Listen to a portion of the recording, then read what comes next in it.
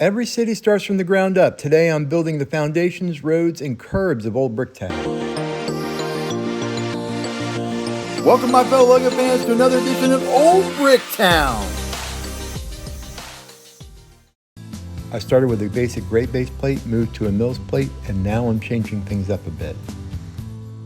Here's one of my early buildings sitting on a 48 stud gray base plate. From the beginning, I wanted Old Bricktown to be movable, easy to rearrange, keep fresh, and maybe even bring to a few shows someday.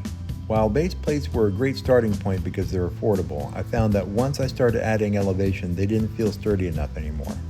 When I started stacking sections on top of one another to build a subway, I needed something stronger. At first, Mills plates did the trick. Mills stands for Modular Integrated Landscaping System. They're sturdy, great for building snot roads, but they're also expensive and use up a lot of bricks.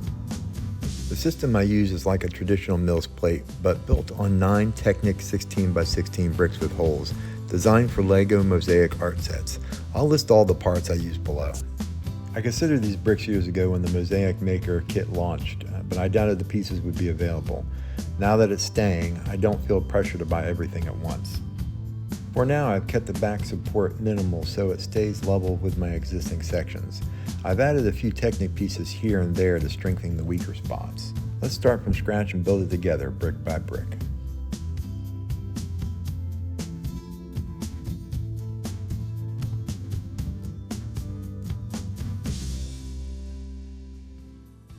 To build the road, I laid down dark gray 16x16 base plates, offset slightly for added support.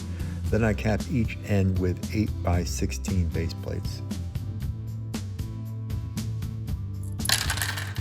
Next, where the buildings will sit, I add 2x2 jumper plates at each corner.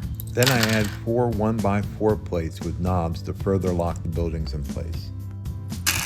After that, I frame the edge using 1x8, 1x6, and 1x4 tiles. I leave a few small gaps in the back to make it easier to lift the buildings off when I want to rearrange things. Flat tiles across the seams help reinforce the foundation while keeping the buildings easy to remove when I need to. I like using colors and pieces I rarely need in actual builds, like these printed 2x4 brick head plates and red tiles. You probably don't need this many, but if I need them down the road, I know right where they are. Now onto the road. First, I capped each end with a 1x3 flat tile between 2 sets of 3 1x2 tiles. This offset further strengthens the section and makes the later tiles fall neatly along the seams. The road is mostly made up of 138 2x2 flat tiles arranged in 2 sections with 3 rows on each side, leaving a 3-stud gap in the middle. In my previous road video, I mentioned that even all these bricks, the cost is only slightly higher than the old road base plates. The newer 16x16 road plates would work just as well without the dark gray base layer. I add broken yellow lines to indicate two-way traffic, and it adds a little pop of color. In my older road sections, I used a continuous gray border. Now I'm breaking it up, so I have a little more flexibility when I rearrange the streets of Old Bricktown. Let me show you what I mean.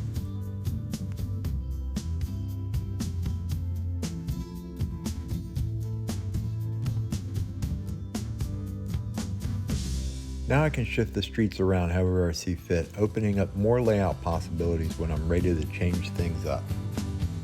The corner sections are built much like the straight roads, but with added crosswalks and stop lines.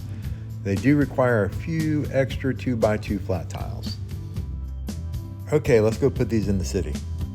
This section actually covers my Star Wars Tatooine vignette, tucked away beneath the streets and behind the subway wall. If you're using regular base plates for your modulars, no worries. They drop right into these sections and are even with the roads. Just skip the jumpers. I like to build sturdier foundations for my modulars by offsetting a 1-stud strip to create curbs using wall elements and a few great pieces for the sewers. Now that I got all these extra gray and brown bricks, maybe it's time to build a mountain, but first I need to start rebuilding my city.